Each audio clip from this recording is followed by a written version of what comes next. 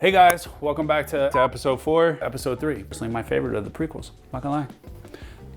That lightsaber fight at the beginning, or at the end, like, damn. Just remember, if somebody has the high ground, you've lost. Arms, legs. Anyway, today's video is going to be about Mojo ribeye and chimichurri.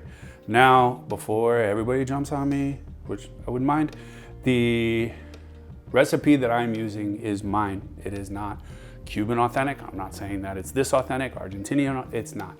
It's just me. It's me playing around with some marinades and some sauces. So a little bit of discrepancy in what may be traditional mojo, what may be traditional chimichurri. If you don't like it, try it. You might like it. If you don't, still watch the video, please. Anyway, let's get started. First things first, what we are going to do is we are going to get our garlic ready. We want this thinly sliced. We're going to actually saute it in some oil and get going. You can cut it on either way. We just want thin slices because we are going to fry it. We're gonna set this off to the side real quick. We have a bowl, and in this bowl, we are going to add some orange juice. Again, seems to be a theme over the last couple of weeks. Set that off to the side. We have some water, which we are going to use. We're gonna add some water to it. Some lime juice. Again, if you haven't seen my earlier videos, if you don't have a juicer, please just grab a pair of tongs, get it in there, squeeze it, get the juice out.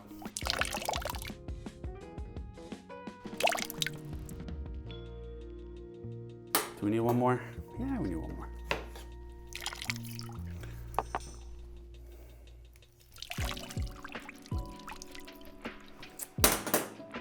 Sorry, I needed a minute. I'm gonna hit it with a little bit of salt and some pepper and some Mexican oregano. Now, kids, this is oregano. It is oregano. Maybe. It's oregano. Might not look like it. Might not taste like it. May not smoke like it. Sorry. So we have some Mexican oregano. We're gonna set this aside. Now, for our garlic, we are going to, and this is unconventional, so for all you mojo enthusiasts, this is different. It's okay. I'm not offending you. Maybe I am. In the pot, no pun intended, we are going to add some oil, and we want about 1/3 of a cup. And the reason why is because we're gonna fry our garlic, and we are going to release the aromatics in the cumin.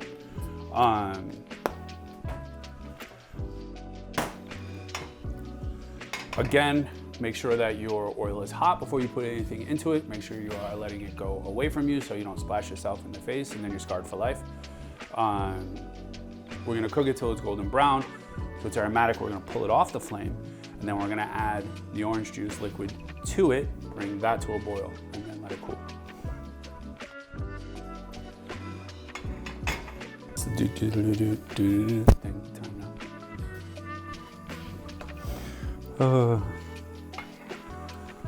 Disney, please don't sue us. If you do, it's Todd's fault. It's always Todd's fault. So in goes the garlic. Apparently the oil's hot.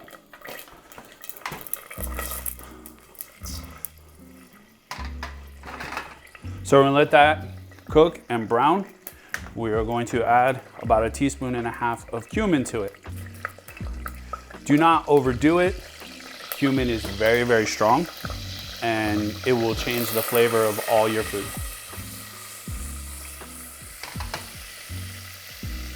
And then we're just gonna let it fry. Golden brown should take about 2 minutes or so. And then again, we'll have to let it completely cool.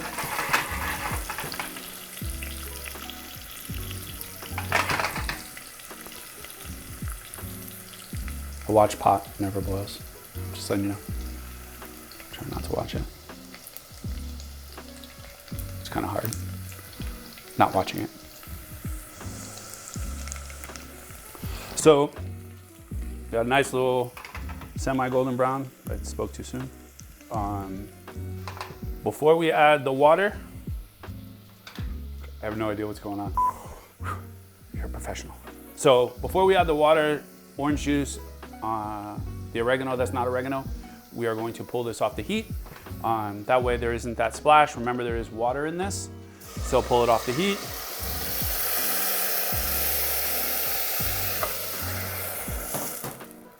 Back onto the stove, and all we want to do with this is bring it to a boil. We're going to pull it off and we're going to let it cool.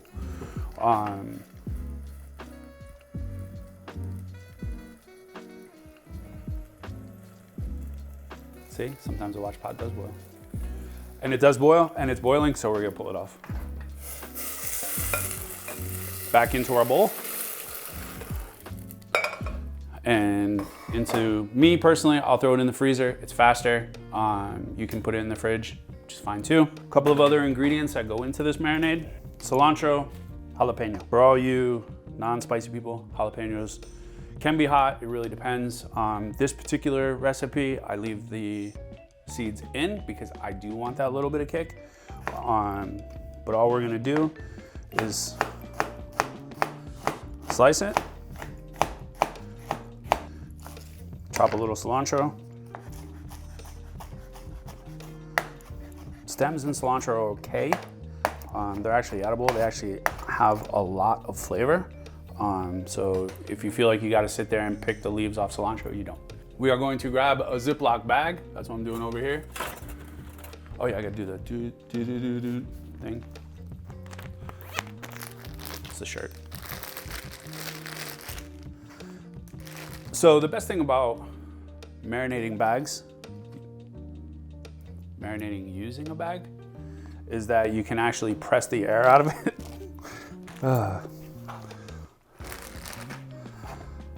You can actually press the air out of it, and you get a better, more even marinade than rather than just throwing it into a bowl where you've got to flip it and what have you.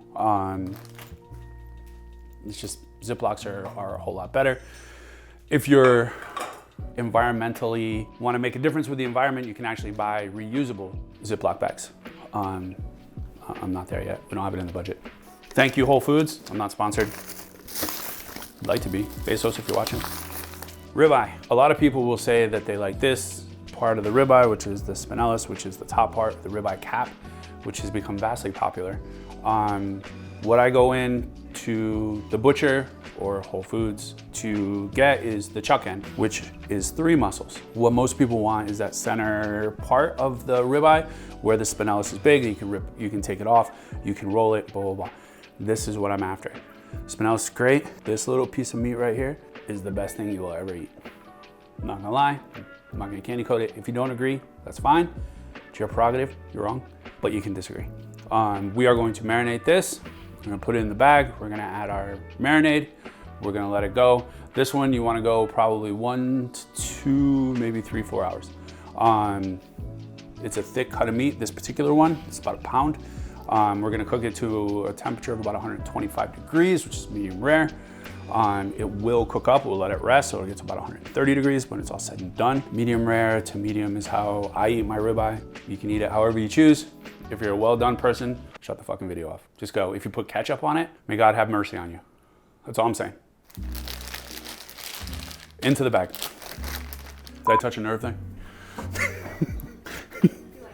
Don't get me wrong, I like ketchup. We can cut that part out, right?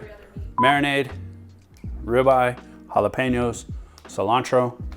We're going to put this in here, press the air out of the bag so that you get a nice marinade all the way around on the steak. Throw this in your fridge for 1 hour, 2 hours, 3 hours. Make sure you pull it out, let it rest. I say 30 minutes to let it come to room temperature. Some say it doesn't matter. 10 years in steakhouses, we always had our meat out and room temp before we cooked it. To me, that's the best way to eat it. Again, preference. It's your food. All jokes aside, it's your food. You're the one who has to eat it. Make it the way that you want to make it. Will I judge you? Yes. Am I there to judge you? No. Do what you want. It's your food. Dun, dun, dun, dun, dun, dun, dun, dun, dun. It's my wedding song. I'm going to hell. All right, y'all, we back at it. Now we gotta cook the ribeye. You can do this a number of different ways. I live in an apartment, so I don't unfortunately have a grill in my apartment. I have electric heat or electric grill, electric stove, which means that I don't have the ability to grill. So we are going to do it in a pan. We're going to finish it in the oven to get the temperature that we want. And then while that's in the oven, we'll make the chimichurri that will go on top. Heat up your cast iron. You want it to be hot. We're gonna add just a little bit of oil. It doesn't need that much. Obviously, there's oil in the marinade. Steak, this thing is already falling apart just from the marinade itself. I don't know if you can get a good look at this in the camera. Papa, can you feel me? Oh wait, wrong video.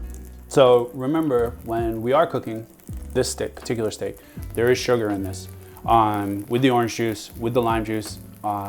So the chances of something burning is there. Be mindful of your heat. You don't want it to be super duper hot. You do want to try and get some sort of crust, but because this is a marinated steak, we'll try and get as best of a crust as we can. We may actually get a better crust once it goes into the oven. But again, as you're putting it down, lay it away from you.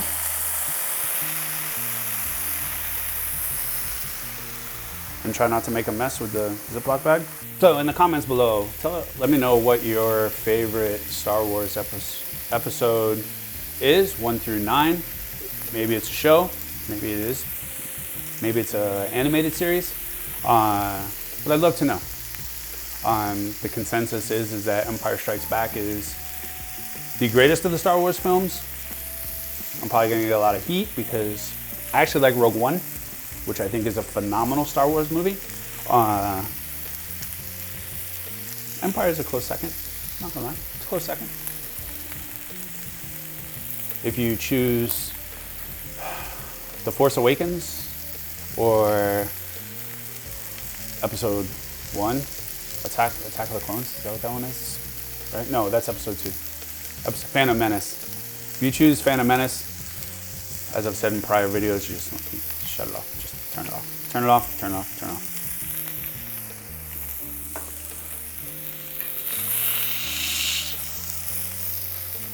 Had to get a look on the undercarriage. While this is going, we'll get our stuff together for the chimichurri. In the intro, I said that this is my version of chimichurri. Traditional chimichurri doesn't have cilantro in it. It's only parsley. I like cilantro in my chimi, so I do a mixture of 50-50 of parsley and cilantro, a red chili, some red wine vinegar, shallot, oil, salt, pepper, and that's it. Consistency is completely up to you as to what you think you want it. Some people like a smooth chimichurri, some people like more of a rough, even doing it in a molcajete. Me personally, I do it in a RoboCoupe or my R2-D2. See what I did there? And I like it a little with texture, not smooth.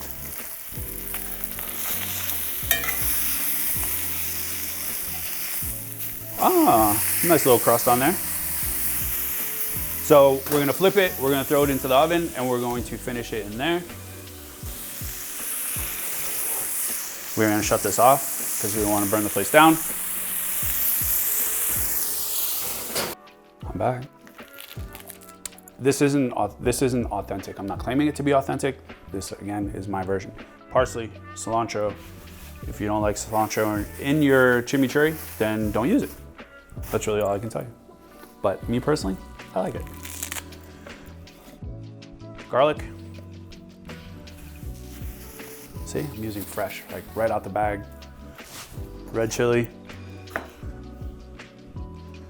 I leave the seeds in. You don't have to leave the seeds in. You can use jalapeno. Again, or poblano if you really don't like spice. You just want a little bit of sweetness. Some red wine vinegar. Shallot.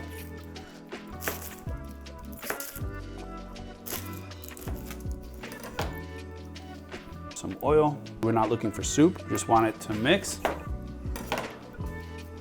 Squeeze the lime. We'll get it going, then we'll adjust seasoning. Don't add your salt now, don't add your pepper now. Mix it, taste it, adjust your seasoning. So for me, it probably needs a little bit more oil. Now we'll hit it a little bit of salt and pepper. Back into R2. Easy, simple. That's it, that's all it is. Chimi is incredibly, incredibly simple. Always taste your food. I'm not gonna taste raw steak though.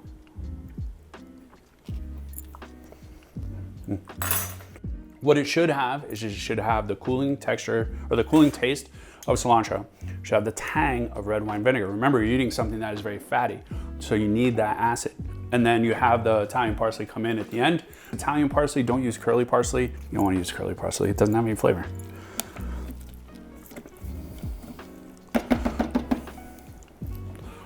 One more little mix. And that's good. I like texture with my chimichurri. You can obviously do it a lot smoother. And not drop shit. So, nice steak, good color. Again, you're not gonna get the same color as you would with something that doesn't have a tremendous amount of sugar in it. But we do get some color. We're gonna let this rest. We're gonna slice it up. We're gonna top it with the chimichurri and enjoy some really good steak. So, we'll be right back. Enjoy the celebrating music. Dun, dun, dun, dun, dun, dun. Rule of thumb in the kitchen: if you grab a pot off the stove, use a towel. Because if you don't and it's hot, you're gonna get burned, and then you're gonna curse, and your kids are gonna hear it, and they're gonna repeat it at school. You get a call from the principal. It's just this whole vicious cycle. So, steak is rested. The other thing too that I will say: right knife for the job. Sometimes bigger is always better. So you want a slicing knife. Sorry, Mom. Slicing knife to slice beef. You don't have to use this particular size of knife, but you know, when you got it, flaunt it. Now that's a beautiful piece of meat right there. Eyes up here. Sorry, R2, nothing personal. A little sauce on top.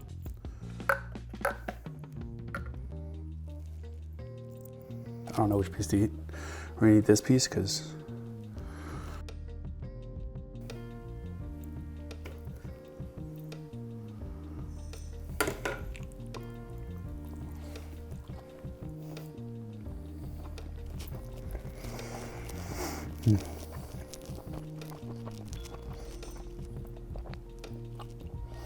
better than The Last Jedi. Anyway, guys, all seriousness aside, there really never was any, but thank you for joining me in episode 4. Hopefully it was as good as Revenge of the Sith. Probably not as good as New Hope. Definitely not as good as Empire, and even farther below Rogue One. But thank you for joining me. If you need this recipe or you're looking for this recipe, you can find it on my website, simplybalancedbites.com. And I gotta get this right because I don't need Todd getting mad at me. If you liked it, please subscribe. Hit the notification bell. You should see the people behind me, they're going, ring the bell. Well, they're in front of me, they're behind the camera. Hit the notification bell, and then like always, smash that like button, again, once a week, sometimes less for some of us, don't judge. And I will see you guys next time.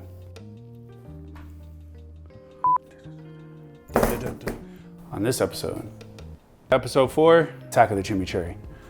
The steak loses the high ground. It ends up on the bottom, which isn't really a bad thing.